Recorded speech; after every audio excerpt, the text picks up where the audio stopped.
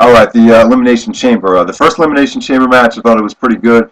We start out with Sheamus and Kofi Kingston. I thought Sheamus looked very, I thought he looked very good out there. You know, he got a great reaction from the crowd. Not a great reaction, but you know, he did get a lot of heat, so I'll give him credit. I thought he looked pretty good throughout the whole thing. So, but the stuff between him and Kingston was pretty good. When Triple H came out there, him and Sheamus had a nice stare down, which got a pretty solid reaction. And yeah, I mean, you give Triple H credit. Throughout the whole match, he bumped for everyone. He took a lot of brutal bumps on the steel chamber floor, which he usually does, but he did it in this match as well. So for his age, I mean, you got to give him credit there. So what else happened here? Then Randy Orton came out and teamed up with DeBiase. Orton got a phenomenal pop. Actually, obviously they were in St. Louis, his hometown, so I actually had to expect that. So yeah, so Orton and DiBiase teamed up, and then eventually, first of all, let me say that the whole legacy thing I thought was the highlight of the match. I definitely think it brings more interest to their feud and their possible WrestleMania match.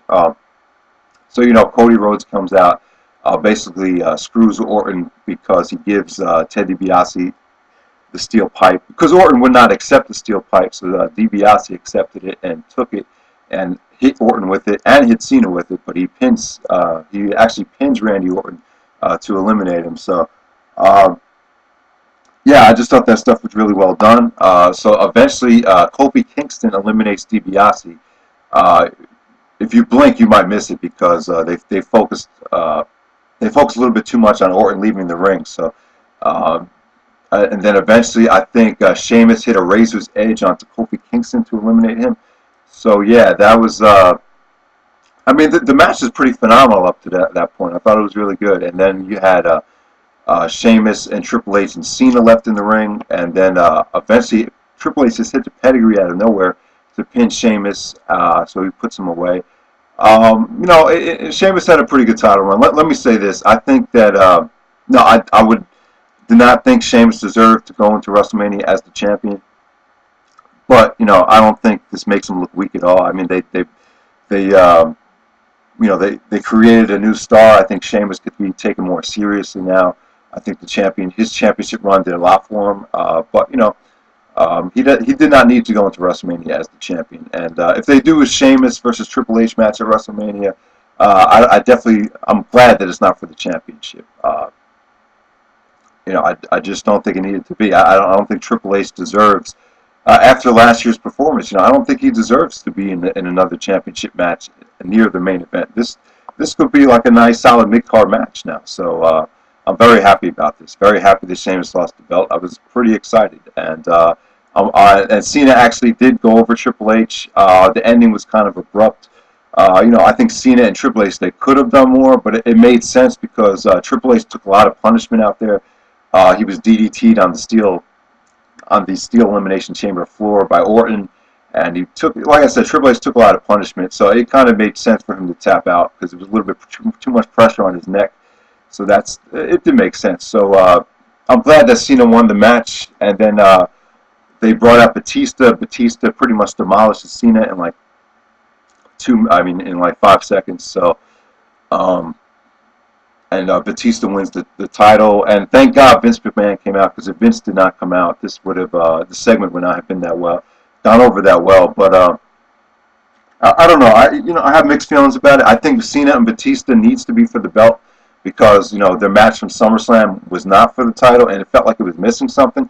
But you know, now that it's for the championship, you know, I think it adds a little bit more prestige to the match, and it makes it a little bit more interesting. But at the same time, Batista winning the title, it's very undeserving to me. I just don't think he deserves it. And you know, I always say to myself, you know, I think Cena needs to go into WrestleMania as the champion and drop the belts to someone that really needs it. But it's not going to happen here. We'll probably see Cena winning the belt back again, which is kind of stale. I mean, it kind of sucks. But like I said, I guess Cena Batista is a big money match. They never really capitalized on it, and this is time for them to do it. You know, Batista getting injured so many times has delayed this process. I don't think Cena Batista is the money match that is really a big money match anymore. I think it could have been, but not anymore. I think I think they dropped the ball with this. I think maybe Cena could. There's other guys that Cena could face where the matchup would be a lot more interesting. I think Christian versus Cena would be a bigger matchup, and even Cena versus CM Punk for the belt would be a better option. But I don't know. But like I said, business wise, it does make sense because they never fully capitalized on a Cena Batista blow off match at WrestleMania. So I totally understand it from a business standpoint. I'm not going to talk about the middle of the card. It was pretty piss poor. Honestly, I could not make it. I could not sit through it. I had to leave. I was kind of burned out after the first chamber, but whatever. I mean, it was okay. It really did. They really didn't need to do much. So I mean, let me just talk about the second Elimination Chamber match. All right, so it started off with CM Punk and R-Truth. Punk looked great out there. He got on the mic. He eliminated R-Truth in a couple minutes with the go to sleep. So it was pretty good. Personally, this review is going to suck because personally, I took a phone call and the person I was on the phone with got all serious with me, and I just could not enjoy the rest of the match. But all right, I did watch it. I watched it on the phone. It looked pretty good. It looked like Mysterio eliminated Punk, which kind of sucks. I really thought Punk had a good chance of winning this thing. But then eventually Jericho got out there with Morrison and Mysterio, and it looked like it was pretty good. It was. You got a lot of good talent out there, and eventually it came down to the kick that Morrison gave to Undertaker was great. It was reminiscent of that low-key kick from Bitter Friends, Different Enemies. That's old ROH show. So really, really stiff kick from Morrison. I really like that spot. And Morrison actually was chokeslammed on the steel, on the Elimination Chamber steel, and Undertaker put him away. So I mean, he was selling an ankle injury, so it doesn't really make a difference to me how Morrison got eliminated. But Morrison looked good out there. I think he looked very credible. And then it came down to Jericho and Undertaker.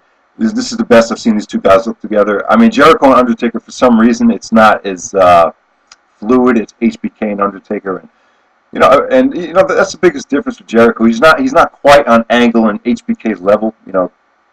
For some reason, him and Undertaker don't click as well as those other guys would have clicked with Undertaker. So, but this is the best I've seen Jericho and Undertaker look together. There was a really nice counter to the choke slam into the walls of Jericho, which is pretty good. Jericho looked very feisty out there. He did look strong because Undertaker could not put him away. So I'll give him credit. Jericho did win the match. HBK came out, super kicked Undertaker. I thought it could have been done a little bit better. I thought I don't know. I think maybe Jericho should have maybe did the lion salt and then pin Undertaker after the super kick. But it's okay. It definitely works. They're investing a lot of money into Undertaker and Shawn Michaels. So the last image I think you needed to see was Shawn Michaels staring down the Undertaker. But I'm very excited to see Edge versus Jericho. I think it's going to be an awesome feud and an awesome match. Very happy that Jericho gets a second chance going into WrestleMania as the champion. I think it's phenomenal. And I think Jericho should retain at WrestleMania. But we'll see what happens here. I think Jericho deserves another nice title reign. Maybe him and Edge could have an extended feud.